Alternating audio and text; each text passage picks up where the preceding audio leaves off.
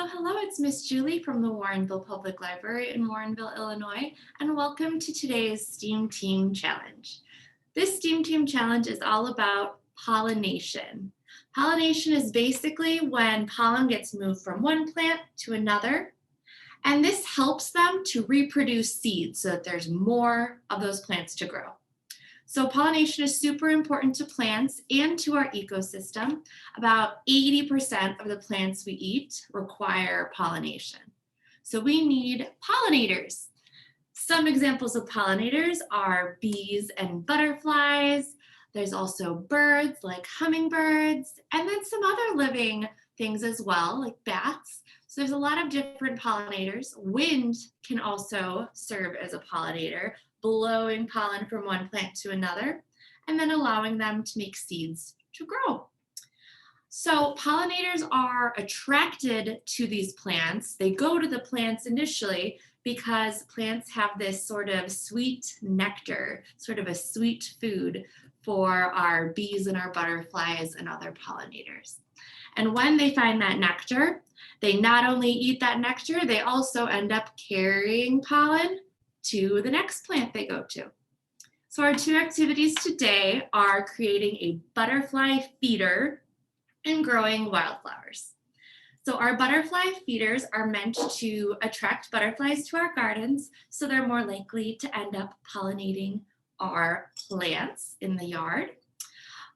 We are also planting wildflowers specifically because pollinators love them so much. That's because they are used to finding wildflowers naturally. All right, our butterfly feeder first. It's gonna end up looking like this. It hangs so that the top lid is gonna end up down, and you can hang it on a tree or on some sort of post. Anything you can hang something on. It'll be good to put it near your flowers though. So I'm gonna go through a little bit of how to create this. It is a glass jar and there's a little bit of boiling of water involved, so you will probably need some help from an adult as well. So for this activity, you should have a mason jar and it should have a lid here with a hole in it. So I put those holes in it.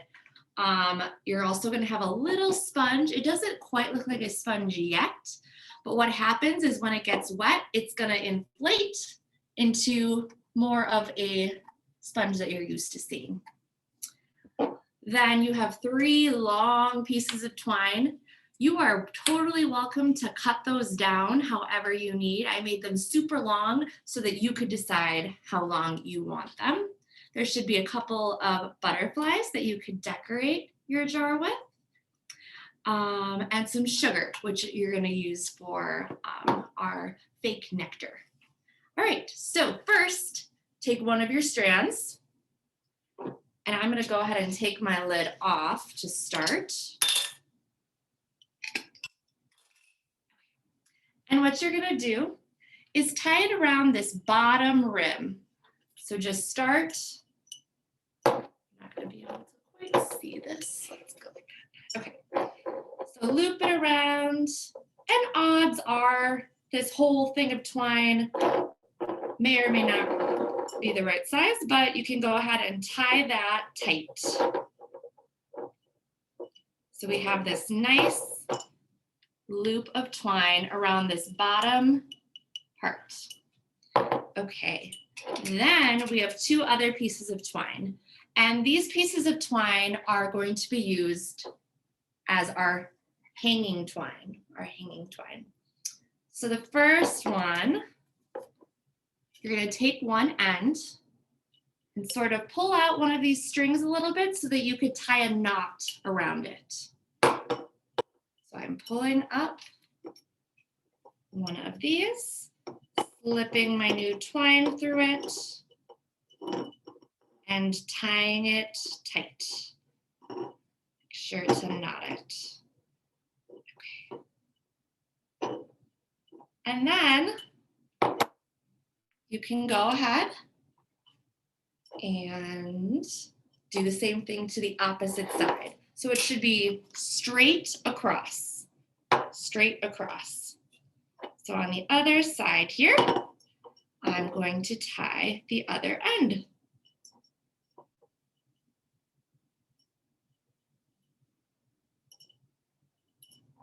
All right.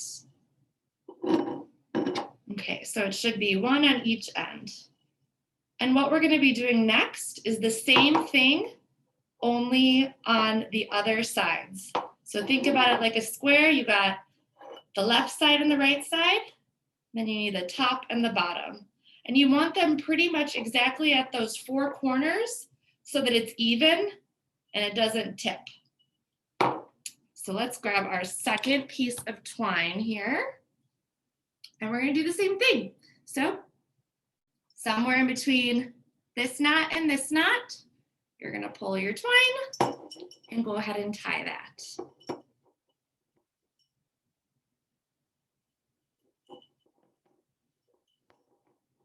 Okay. And then again, you're looking here. We're going to go over to the opposite side and tie that end. So right across to the other side.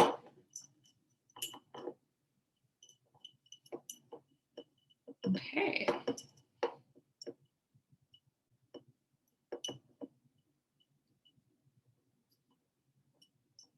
All right, and then at this point, you want all of our twine pieces hanging down, and you're going to gather them together. Make sure they're all equaled up, and you're going to tie them. And this is sort of when you'll want to consider how high or how low you want it hanging from. So if you want it closer, you'll want to have less, or if you want it to be a longer hang, then you'll want to give it some more space. Because now you're going to loop this. And then you have this loop for you to hang it on something. Okay, then you're gonna take your sponge, and right now it should not be wet, it should not be inflated into a sponge yet. And you're going to stick it through our little hole. It's gonna be a little tight, so if you need to cut it down a little bit, I would be a little wary. First, try your very best to get it through. Then if you really need to cut it down, you can try that. Because you want to get this sponge through so that when this is hanging down, there's not water leaking out of it. The goal is to have the sponge absorbing any liquid that's coming down so that the butterflies can just go straight to the sponge to get anything they want to eat from there, and it's not just dripping down. So you'll put your sponge through here, and then go ahead and test it by filling up your lid with water. The sponge should expand so that it's more like a familiar sponge that you might be used to seeing. And then hopefully it'll stay put without the water dripping out too much. Okay, then you can decorate it with your butterflies, and then you create your nectar solution. So this is sort of our fake nectar. What you're gonna do is boil some water, need help from an adult probably. Boil some water, and then you're going to dissolve your sugar in it. Now, something that's very, very important, you don't wanna overdo the sugar. If you put too much sugar in it, it could dehydrate those butterflies and make them need more water. So I suggest doing 1 part sugar to 5 parts water, or up to 1 part sugar, 9 parts water. So somewhere between 5 and 9 parts water to 1 part sugar. So however you want to measure that is fine, but make sure there's not too much sugar in it. But so that's our fake nectar that our butterflies are going to be attracted to. They also really like rotting fruit. They like the sweetness from that as well, which you don't necessarily have to put in this jar, but you could put on on just a sponge outside or on a paper plate or some sort of plate. You could try that as well. Okay, so that is our butterfly feeder. Hopefully you get lots of fun butterflies. Our other activity is pretty simple. It's just growing wildflowers. And I have tested these seeds out and they worked lovely for me. I wasn't sure because some wildflowers do great growing in midsummer and some of them do better in the spring. So I gave you a little packet of wildflower seeds, some potting soil, and our little pot here. Now notice there are holes on the bottom. So you're going to want to put this outside or into a different pot while you're planting it so that it's not getting your counters all wet. But you can go ahead and put your potting soil in here and then make sure to dig in to get your wildflower seeds and cover it up with more potting soil. Make sure to water it and get lots of sun. I left mine outside so that it could get all that great rain we've been getting and all that sunshine, and they've been growing really wonderfully. You could also choose to plant your wildflower seeds in your home garden. Same thing, just you can plant it right into your yard soil, and that would be wonderful too. So hopefully our butterfly feeder and our wildflowers will attract all those lovely pollinators.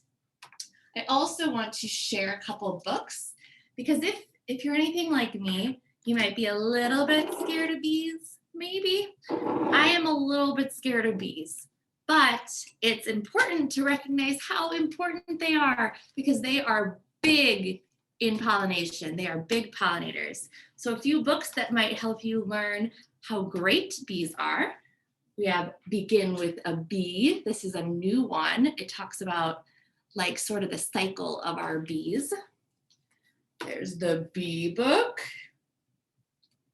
There's Honeybee, which won some awards last year too. So the Busy Life of Apis mellifera. And then Give Bees a Chance, which is extra great for those of you who are a little bit scared of bees.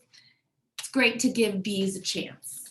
All right, friends, those are just some examples of books, but it's great to learn about all of our pollinators and other nature friends. All right, well, thank you very much. If you take any pictures or videos, make sure to send them to us at youthservices@warrenville.com. And thank you so much. Enjoy.